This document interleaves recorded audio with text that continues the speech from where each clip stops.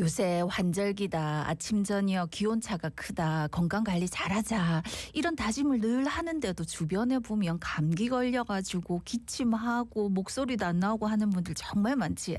환절기 건강관리 잘하자고 늘 생각은 하는데 구체적으로 어떻게 해야 될지 잘 모르겠다 하시는 분들도 많을 것 같아서 오늘 우리 또 환절기 건강관리에 관한 이야기 한번 해보겠습니다. 예, 동아대병원 가정의학과 한성호 교수 전화 연결돼 있습니다. 교수님 안녕하십니까? 예, 안녕하십니까. 예, 뭐 자갈찾음의 공식 주치의신데 예. 환절기라 그런가요? 이제 기침하시는 분들 많고 감기 때문에 병원 찾는 분들도 많은데 특히나 좀 주목되는 게 요즘 뭐 아이고 어른이고 할 것 없이 독감 환자가 갑자기 이렇게 늘었다고요? 예, 맞습니다. 이게 이제 환절기라고 하는 것 자체가 계절이 바뀌는 시기를 말하고 예. 이 시기가 특히 여름에서 가을로 가는 이 시기에 낮과 밤의 온도 차이가 굉장히 큰 시기입니다. 이 일교차가 크고 온도차가 크면 우리 면역 체계에 문제가 생기고 특히 감기나 독감 같은 호흡기 질환에 매우 취약해지는 상태가 됩니다. 특히 이제 독감이 곧 시작되는 이제 본격적 시작은 보통 12월, 1월부터 시작을 하는데 네네. 올해는 코로나뿐만 아니라 독감이 거의 계절과 상관없이 이렇게 지금 발병을 하고 있고 특히 독감이 그 환절기에는 더욱더 취약한 상황이라서 환자들이 많이 찾아오고 있습니다. 예. 근데 교수님 증상이 비슷해가지고 내가 감기인지 독감인지 이건 어떻게 알지야? 독감은 한마디로 독한 감기라고 생각하면 됩니다. 증상만 가지고는 독감과 감기를 사실 구분하기 힘듭니다. 네. 그렇지만 독한 감기란 말은 일반적인 감기보다 증상이 더 독하다는 뜻이니까 다시 말해서 발열이 강하고요. 그리고 두통과 오한 같은 우리가 열과 관련돼 있는 증상들이 훨씬 더 심해지고요. 네. 일반적으로 감기는 콧물이나 기침, 가래 같은 흔히 말하는 감기 증상이 주인 걸로 구분을 할 수 있지만 현실적으로는 감기만으로도 어떤 분들은 굉장히 고열로 고생하는 분이 있거든요. 예. 네, 그래서 증상만으로는 구분하기 힘들지만 상대적으로 고열과 오한 같은 발열성 질환이 강할 때 우리가 독감을 의심하게 됩니다. 예. 그래서 이제 예방 접종하라고 문자가 막 와요. 근데 예. 이제 그 예방 접종이 무료인 분들이 있고 또 예. 그러면서 자연스럽게 또 떠올려지는 게 코로나19 관련해서 예방 접종인데 예. 코로나19 예방 접종이 가격이 너무 많이 올라가지고요. 예. 구체적으로 좀 지금 어떤 상황인지 좀 말씀해 주세요. 일단 독감 예방 접종은 알다시피 65세 이상 어르신들한테는 접종이 무료인데요. 예. 가까운 병의원이나 보건소에서 무료로 접종할 수 있습니다.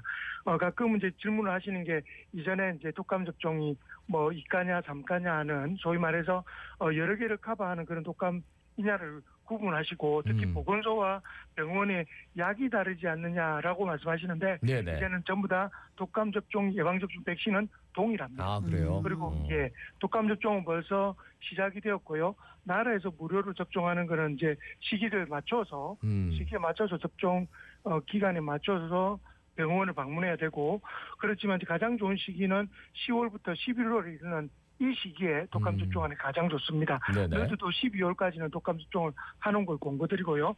그리고 코로나19 백신 같은 경우도 사실은 이게 논란이 아직도 많습니다.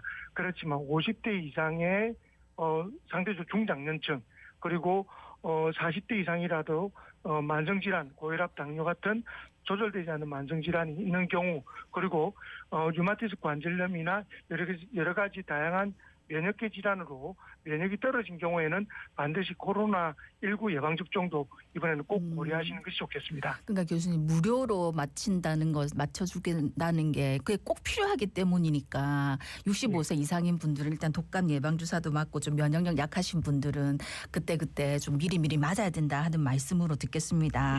근데 감기하고 독감 말고 이 환절기에는 또 비염 환자들이 엄청 또 증상이 심해지더라고요. 예. 맞습니다. 이게 알레르기성 비염이 가장 심한 것은 봄철입니다. 봄철에 꽃가루가 날리고 역시 이렇게 환절기에 그 기온 차이가 심할 때 우리가 알레르기성 비염을 많이 호소하기 힘들어하는데요. 네. 두 번째로 심한 것이 이 가을철입니다. 가을철은 낙엽이나 또는 여러 가지 열매가 열리면서 생기는 자연적인 가루들 그리고 가장 중요한 것이 이 공기가 건조하다는 것입니다. 예. 우리가 코 같은 경우 또는 눈 같은 경우에는 촉촉하게 젖어 있는 것이 건강에 가장 중요한데요. 이런 건조한 기온이 이런 우리 몸을 보호하는 여러 점막을 마르게 하기 때문에 알레르기성 비염이나 여러 가지 알레르기성 질환을 가지고 있는 분들은 이 가을철에 많이 힘들다고 이야기합니다. 그래서 좀 이럴 때는 자주 손을 씻고 양치도 하고요. 따뜻한 차나 음료수를 먹어서 몸을 좀 따뜻하게 만드는 것도 도움이 되고요. 네네. 제일 중요한 것은 외출을 하고 나면 몸에 묻어 있는 여러 가지 어떤 그런 아까 말씀드렸던 부산물 때문에 샤워를 하거나 충분히 터는 것도 예방할 수 있는 좋은 습관입니다. 예. 뭐 마스크하고 다니는 건 당연히 좋은 습관이겠죠. 예, 이제 겨울철, 여름철에 우리가 마스크 할 때는 항상 힘들지 않습니까? 네네. 겨울철은 마스크만 해도 우리 안 그래도 추운데 이제 코끝도 좀 따뜻해질 수 있으니까 예. 이제는 마스크 쓰는 습관도 조금 가지시고 이왕이면 이제 겨울에 다가설수록 일반적인 그 덴탈 마스크라 불리는 낮은 용도의 마스크 말고 KF95를 꺼내서 다시 좀 코끝까지 따뜻하게 하는 것도 또 건강한 한철을 보내는 방법일 것 같습니다. 예. 거기다가 또 가을 되면 피부가 건조해져가지고 가렵거나 뭐 아니면 빨갛게 되는 그런 경우도 있던데.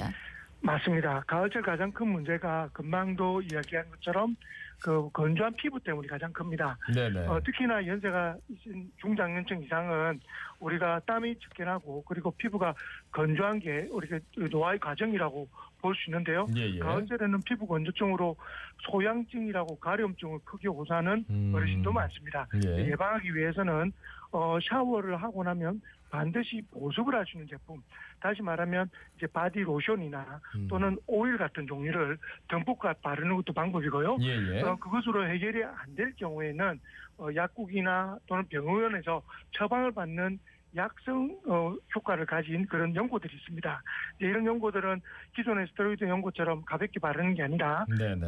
저 온몸을 독보할 수 있는 아주 약한 형태의 그렇지만 약성 효과를 강하게 가지고 있는 요소를 가지고 유리아 성분을 가지고 있는 그런 약재들도 많이 있기 때문에 가을철만 되면 몸이 가려워서 너무 힘들다 라는 분들은 주치의와 상담하시면 좋은 치료법을 알려주실 것 같습니다. 보습제도 너무 많이 나오니까요. 예, 정말 뭐 피부과 가서 좀 한번 물어볼 필요도 있을 것 같아요, 그죠? 근데 이제 우리가 보습제가 뭐 이거는 이제 성상품명이 아니니까요.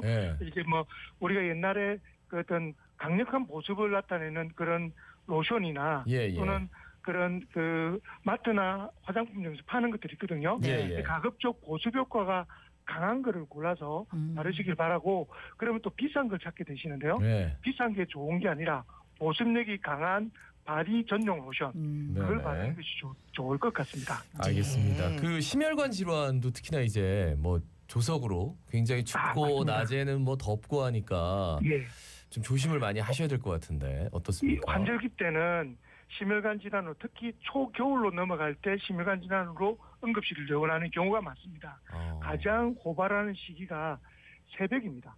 그래서 아침 운동, 새벽 운동을 하실 분들은 밖에 나가실 때 충분히 몸을 데우고 그리고 평소보다 좀 따뜻하게 옷을 입고 나가셔서 더우면 옷을 하는 게 벗으시면 되니까 몸을 따뜻하게 해서 나가시는 거 잊지 마시고요. 그리고 또 하나는 너무 춥다라고 느끼실 때는 시간을 한두 시간 더 미뤄서 햇살이 최소한 내리치는 이제 일출이 일어난 이후인 7시 이후에 운동하시는 걸 이제 권유드립니다.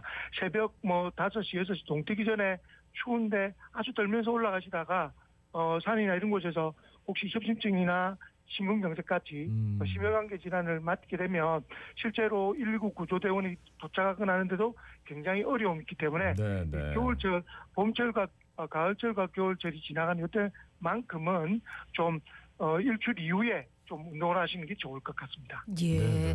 그러니까 오늘 이제 환절기에 대해서 얘기를 나누다 보니까 그러니까 갑자기 기온이 낮아졌다가 일교차가 너무 커지고 그다음에 건조한 것 때문에 주로 여러 가지 질병들이 나타나는 것 같은데 이 가을에는 또 특히 이 건조한 것 때문에 안구건조증 때문에 또 안과도 많이 가시더라고요.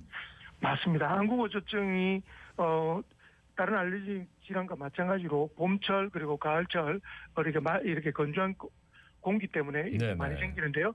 안구건조증이 있는 분들은 여러 가지 다양한 제품들이 있습니다만 대부분 인공 눈물이라 불리는 우리 천연 눈물과 또 같은 성분을 가지고 있는 그런 제재의 그 인공 눈물제를 이용하시고요. 가급적 일회용은 일회만 쓰시길 바랍니다. 예, 어떤 예. 분들은 일회용 인공 눈물을 거의 일주일, 2주일 심지어는 이 안쪽에 있다가 꺼내서 뭐 한 달쯤 지난 인공 눈물을 쓰는 경우도 있는데요. 네. 예. 사실 이 안에는 방부제가 들어있지 않기 때문에 예, 예. 실제로 오염될 확률이 많고 오히려 그것 때문에 결막염이나 다른 안구 질환 때문에 병원 오시는 경우도 많습니다. 예. 일회용 제품은 꼭 1회만 쓰시고 다른 제품도 꼭 유효기간을 보시고 확인하시고 쓰시는 것이 좋을 것 같습니다. 예. 근데 이제 어떤 분들은 아파서 고생인데 어떤 분들은 막 식욕이 땡겨가지고 가을이어가지고 말도 아닌데. 청고마비. 예. 말만 살쪄야 되는데 왜 내가 살이 찌지?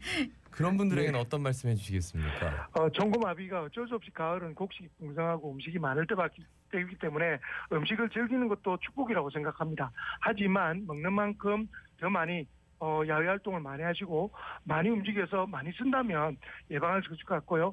너무 맛있더라도 한꺼번에 많이 드시지 마시고 골고루 즐기면서 먹는 그런 지혜가 필요할 것 같습니다. 네. 교수님, 이 환절기 어떻게 하면 면역력 높일 수 있는지 오늘 쭉 말씀해 주셨는데 정리해 주십시오. 예, 옷을 좀 따뜻하게 입으시고 야활동 많이 하시고 그리고 실내 환기 신경 쓰시고 물을 많이 드시고 마지막으로 충분한 수면과 과로를 피하는 습관 잊지 마시길 바라고 마지막 가을에 맛있는 음식도 슬기롭게 지혜롭게 즐기는 그런 내안이 필요합니다. 예. 다들 의사 선생님 그렇게 말씀하시는데 우리 한성호 교수님 말씀하시면 더 그래야지라는 생각이 듭니다. 역시 주치 말씀 잘 들었습니다. 고맙습니다. 예, 동아대병원 한성호 교수였습니다.